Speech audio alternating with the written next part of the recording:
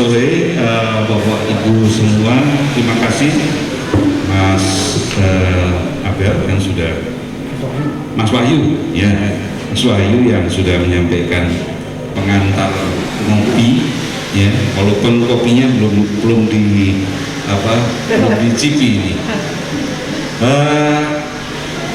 Kalau sore hari ini kita bersama-sama berkumpul di tempat ini, kita syukuri bahwa di masa pandemi ini kita masih bisa bertatap muka, bisa saling menyapa, dan kita masih bisa berbincang-bincang satu dengan yang lain walaupun kita tetap mengikuti protokol secara ketat.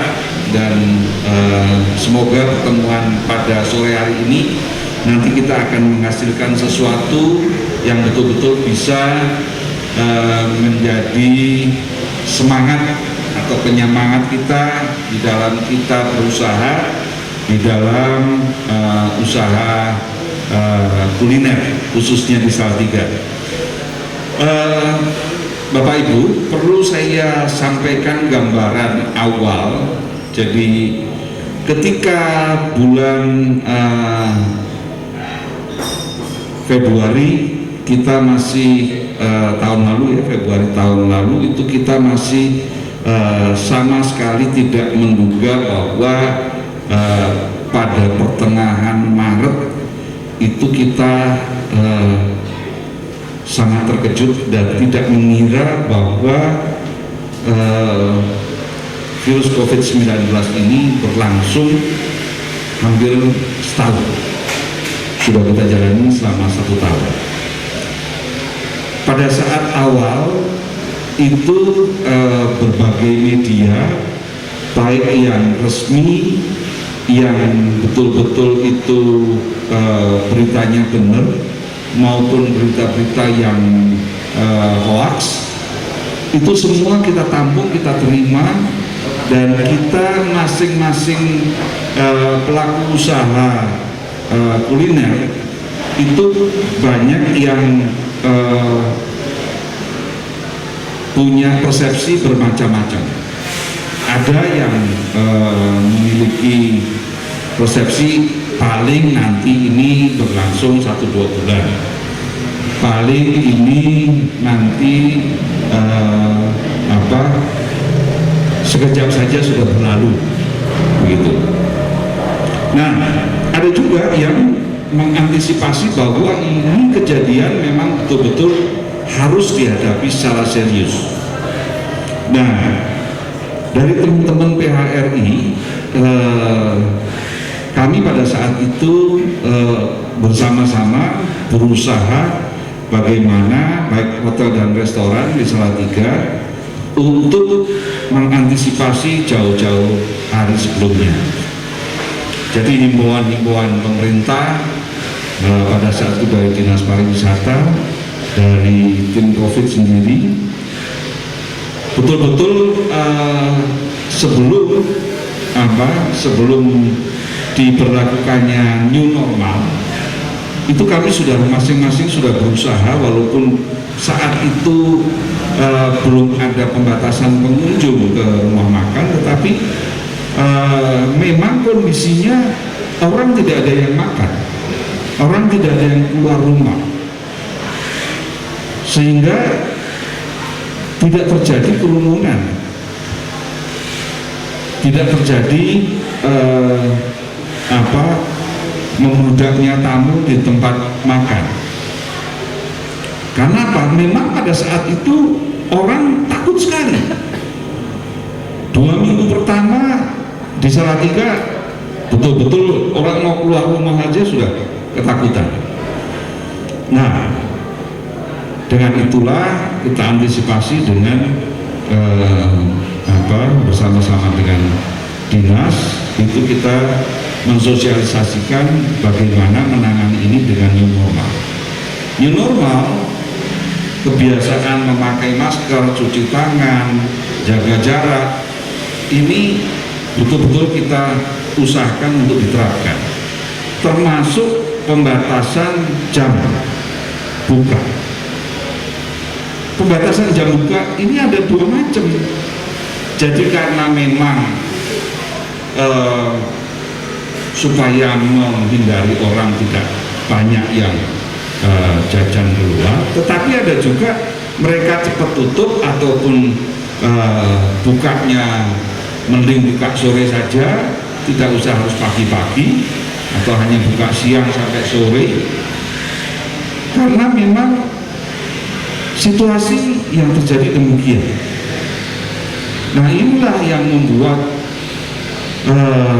para pengusaha atau para UMKM menjadi betul-betul terpukul, karena dengan jumlah beban operasional, baik itu jumlah karyawan, baik itu untuk operasional sehari-hari yang harus dilakukan, belum lagi sebenarnya dengan masa COVID ini operasionalnya jauh lebih tinggi, karena kita harus menyediakan masker untuk karyawan, harus menyediakan hand sanitizer untuk tamu, face shield, belum lagi semua prosedur harus kita lalui. Ini mengakibatkan pembengkakan biaya yang cukup besar, dan ini signifikan sekali, sehingga banyak resto yang sudah kehilangan akal dan mereka akhirnya tidak bisa operasional lagi. Ada beberapa yang sudah berguguran. Bersyukur di Salatiga untuk hotel tidak ada yang tutup sama sekali, masih ada sekarang, hanya karyawannya tinggal separuh. Tamunya kalau kita rata-rata di Salatiga ini kira-kira saat ini, walaupun Salatiga sudah termasuk baik dibandingkan dengan kondisi yang ada di Jawa Tengah, Salatiga ini kira-kira hunian hotel hanya sekitar 15-20%. Okupasinya seperti itu. Bagaimana hotel besar yang harus menanggung karyawan ratusan, itu amat sangat pusing sekali. Demikian pula rumah makan yang sudah gemuk, yang karyawannya sudah banyak, ini juga mau tidak mau hampir semua rumah makan dan hotel itu mengurangi karyawannya. Ya, ada beberapa yang memang tidak mengurangi karyawan, tetapi jam kerja karyawan itu yang berkurang. Jadi kalau karyawan itu bisa bekerja sehari 6 kali, seminggu 6 kali masuk, sekarang hanya seminggu rata-rata 5 kali atau 4 kali, untuk menekan cost operation dan juga membuat bahwa kita masih bisa bertahan. Ini adalah satu kenyataan yang kita hadapi semua, bahwa memang di masa pandemi ini betul-betul memukul bisnis kuliner baik di Salatiga maupun juga di kota-kota lain, sehingga perlu terobosan-terobosan yang mana banyak sekarang hotel ini, katakanlah mereka dulu tidak pernah menjual paket makanan di luar, sekarang menjual paket makanan di luar. Ada item-item tertentu yang mereka jual, dan ini sedikit banyak membantu, karena kalau tidak karyawannya tidak diberikan kesibukan, itu sama sekali tamunya juga nggak ada, gitu. Mereka mau apa? Dan memang bersyukur di Salatiga ini banyak manajemen hotel dan restoran yang mereka pada akhirnya itu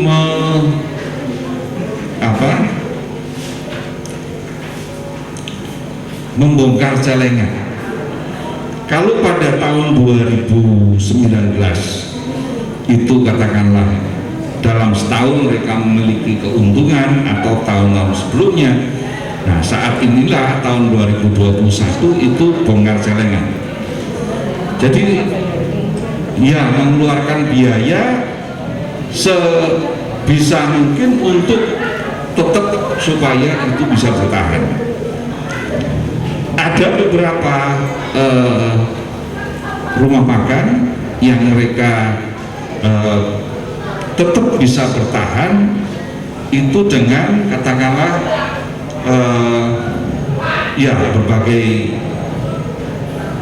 upaya dilakukan, termasuk di dalamnya adalah menjual secara online yang dulu itu tidak pernah dilakukan, tetapi esensi daripada restoran sendiri itu sudah hilang. Karena apa artinya kita beli makanan yang sudah di box, makan sendiri di rumah atau di kamar kosan, ya, dengan kita bisa makan di tempat yang seperti di Naruna ini misalnya, kita bisa tatap muka, kita bisa ngobrol, kita bisa interaksi sambil menikmati makanan. Jadi orang tidak hanya sebenarnya beli makanannya saja, tetapi juga mereka beli suasananya, beli tempat yang ada di situ. Nah, itulah yang saat ini katakanlah beberapa resto itu masih bisa bertahan. Nah, upaya apa yang dilakukan? Tidak lain adalah dengan inovasi, ya, katakanlah kita semakin memperbanyak promosinya, entah itu di Instagram, entah itu di Facebook, ketok tularnya dikencengin lagi, teman-teman yang ada kita berdayakan lagi, dan juga pelanggan itu betul-betul merasa bahwa mereka datang itu kita layani secara protokol yang benar, protokol yang sehat, baik itu prosedur pada saat bagaimana memasaknya, bagaimana menyiapkan masakannya, sampai di tempat di mana mereka menikmati situasi itu, mereka bisa merasakan bahwa oh, ini tempatnya cukup terbuka, tidak di dalam ruangan yang tertutup, di situ juga tidak terlalu banyak orang, betul-betul pengurangan kursi itu dilakukan. Seperti misalnya di tempat kami di Warung Jembubur ini, katakanlah dari 350 kursi sekarang hanya 150 kursi yang kita sediakan. Jadi hampir 60%. Sedangkan jam bukanya itu dari jam, kalau dulu jam 8 pagi sampai jam 9 malam, sekarang hanya jam 11 sampai jam 7 malam. Kenapa nggak sampai jam 8? Toh masih banyak orang yang bisa makan di situ. Prosentasenya itu kita hitung benar, bahwa waktu 1 jam dengan biaya operasional kos sekian karyawan itu kita itu harus berhati-hati sekali kita menghitungnya. Bagaimana itu kita lakukan, walaupun mungkin secara hitung-hitungan akuntansi itu belum bisa menutup juga, tetapi sebenarnya yang kita lakukan sekarang adalah bagaimana kita bisa bertahan, karena nanti pandemi ini setelah mungkin nanti vaksin, semua sudah divaksin, semua sudah merasa nyaman, semua sudah bisa menata dengan protokol yang benar, ini orang semua punya kesadaran yang baik, dan situasi yang dulu pernah kita nikmati ini paling tidak itu ya 75%, bahkan mungkin bisa 150%, karena orang sudah lama sekali ditahan, sekarang pengen keluar, tetapi aman. Nah kalau kita tidak ada kegiatan sama sekali, ya bagaimana kita berpikirnya ini tidak untuk sekarang, tetapi bahwa pada saatnya nanti ketika ini semua sudah situasi aman, semua kita sudah terlatih semua. Oh prosedurnya harus begini. Oh tanggung jawab dari masing-masing karyawan yang harus dilakukan harus seperti ini. Ini harus kita latih terus, harus kita lakukan terus. Karena tidak mungkin ketika itu kita menghadapi bumi nanti, itu kalau kita hanya sekedar bisa jualan saja, nanti akan